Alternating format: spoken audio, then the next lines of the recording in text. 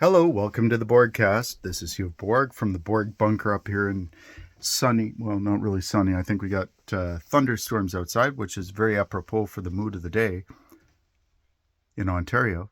But this is just my reading, and I think I'm a little premature on this because I probably should sand it out a bit more. But we need to worry about this today, and it's Tuesday. We're seeing, and we're going to start to see a lot more of the shocks coming in that are going to be affecting everybody globally.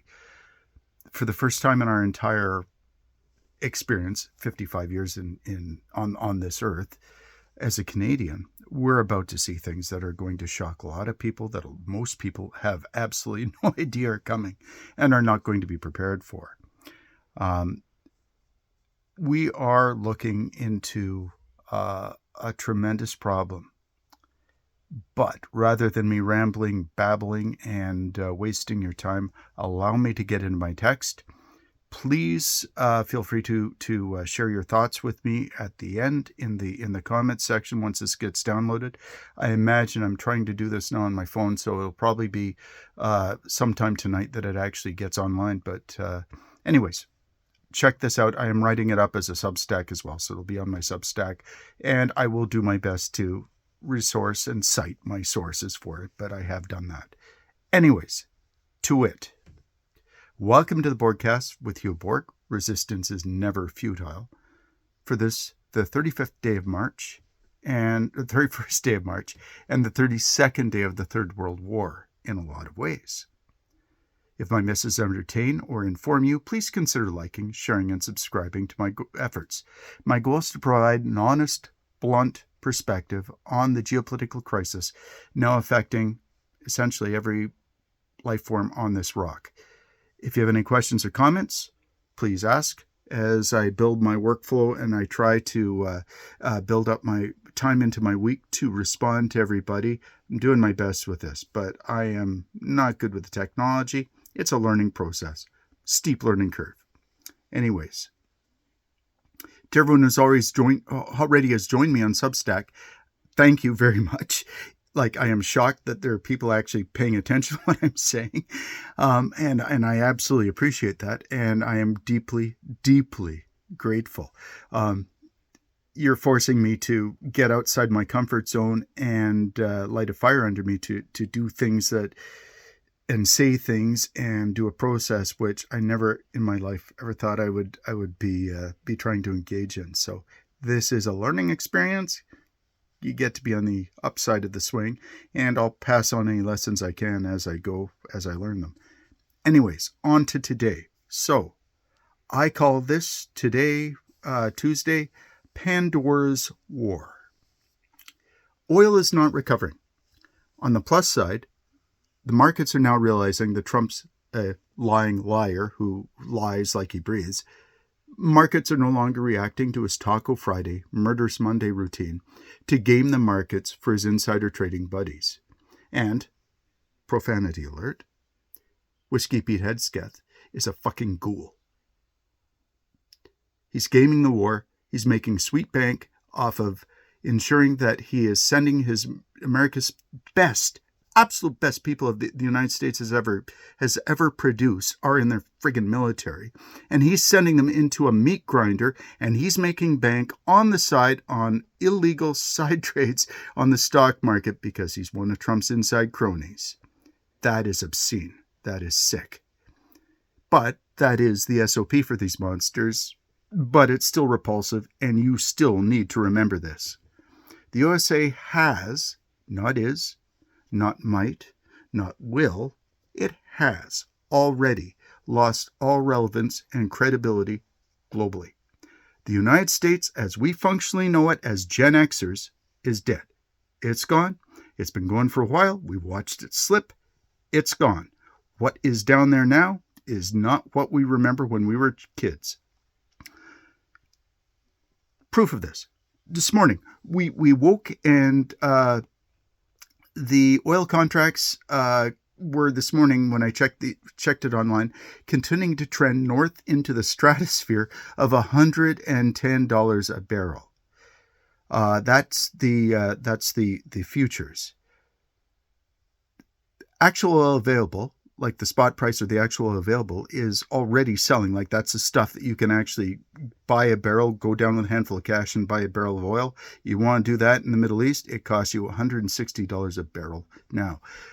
So that is a bad problem. That is going to spike the economy, but that is not the only problem.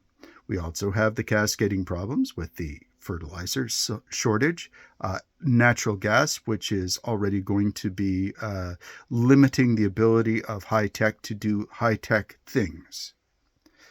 It's a cascading failure of global systems that has already occurred, that has so far destroyed over, by some estimates on oilprice.com, I saw the article this morning, I'll cite it in my article, $15 trillion of global wealth has gone poof. Then we'll be struggling with that for the very, very long term. Even if Israel and the United States stop, and let's just, for the love of Christ, assume that CENTCOM or evacuates everywhere this instant, we're still decades out from restabilizing the damage that has already been conducted in the last 14 months. Economics is weird, and I've never really enjoyed it. I'm not an economist, the dismal science.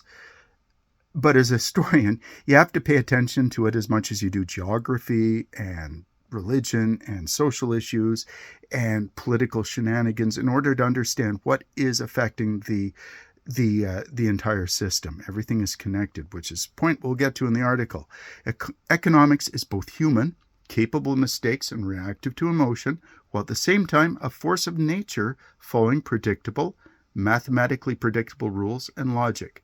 Indeed, our system of globalization and international economic activity tends to resemble, in a lot of ways, a natural ecosystem. And as with an ecosystem, everything is vital, possibly complex, and everything is entirely interdependent. When an ecosystem is impacted by a natural disaster, things don't always fail at once. There is momentum within all systems. Indeed, I mean, even like if we go back to the Chicxulub asteroid that ended the Jurassic era, that didn't even destroy all the dinosaurs on one day all at once in a big, huge storm like you see on Discovery Channel or whatever. That took millennia for that process to work out. What the event did, though, was, in one catastrophic instant, disrupt the global balance that had specifically evolved to maximize efficiency in the entire environment, and that just got trashed. Entropy is how the universe works. A cascading and exponential wave of changes rippling through the entire global ecosystem is the product. Efficiency makes things less adaptable, makes things less reliant, and makes things much more susceptible to changes in the environment, which result in conditions where they can no longer function. So, like I'm using Chicxulub as a metaphor, but an immediate violent event like an asteroid or a black swan event like the war that we're now experiencing will lead to a darkening. Like let's go with Chicxulub for now. It leads to a destabilizing of the atmosphere, which led to chemical changes and a like a drop in the global energy coming from the sun, solar energy supply disruption, which impacted the food web. It started with loss of enough photosynthesis. Then climate change disrupted the temperatures the world was designed for. It put further shocks onto the system, evolved to maximize the previous state that is now no longer possible because that tipping point has been passed.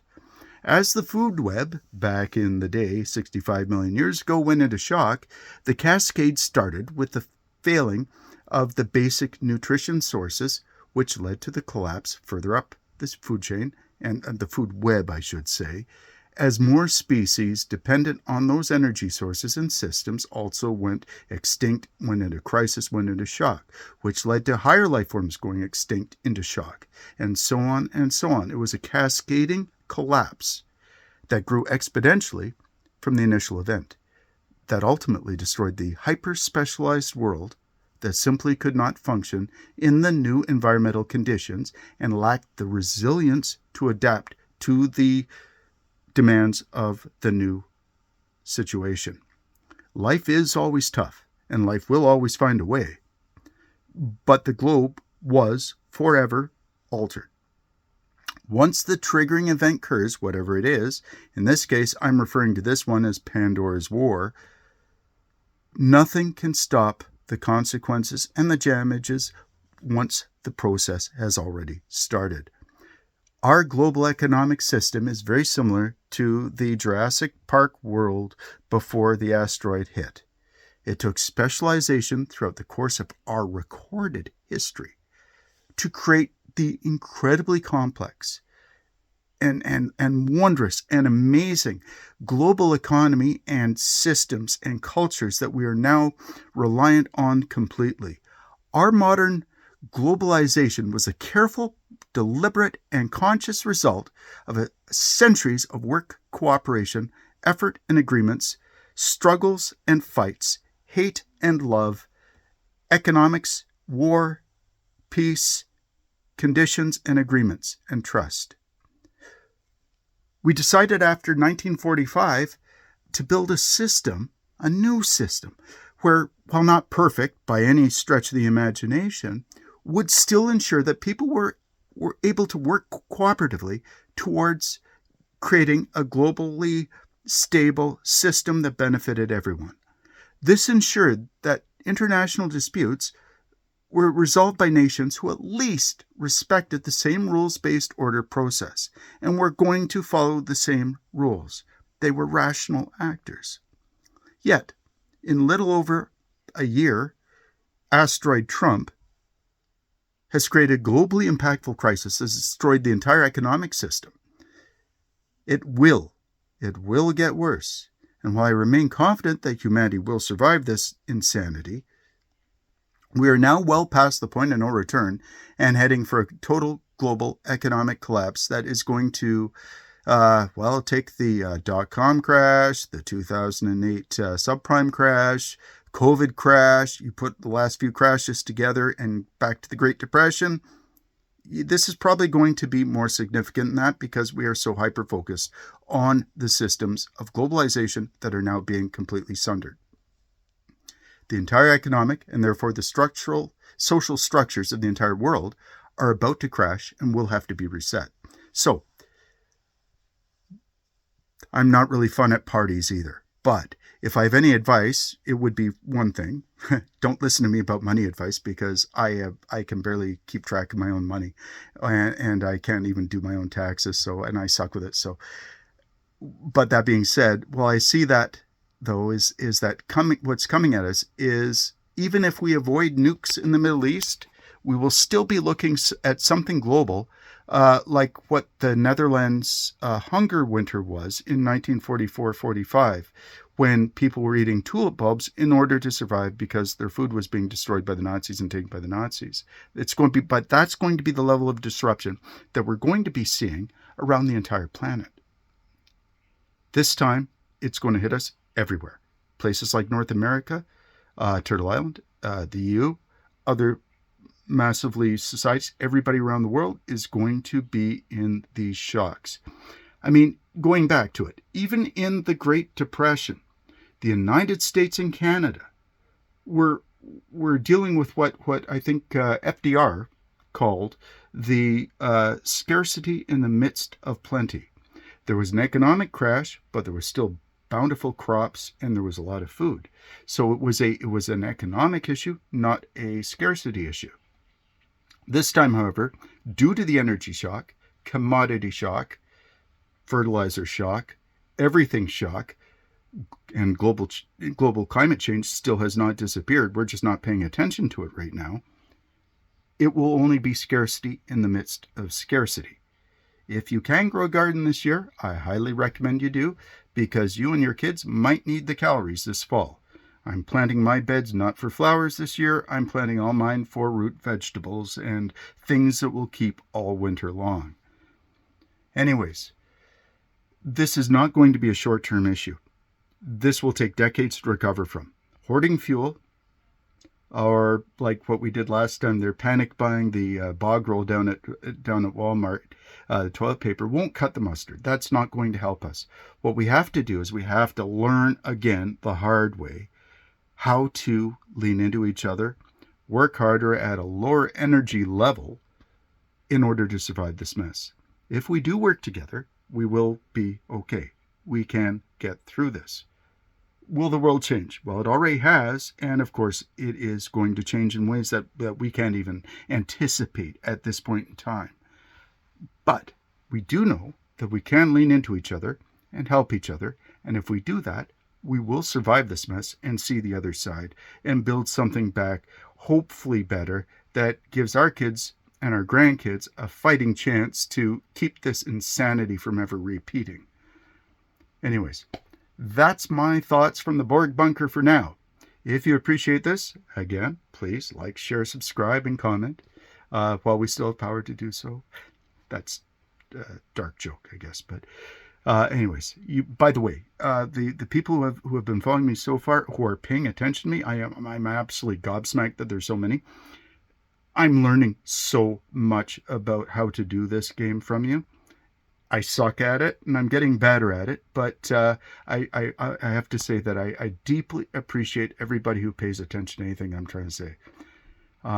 Anyways, you guys are teaching me a heck of a lot, but as a teacher, you always know that your students teach you more about things than you ever teach them. So anyways, from the Borg Bunker, have yourselves a good Tuesday. Let's hope tomorrow is going to be a little bit nicer. And take care of each other, lean into your family and your friends, and be kind to each other. Anyways, from the Borg Bunker, you have Borg out. Have yourselves a great day.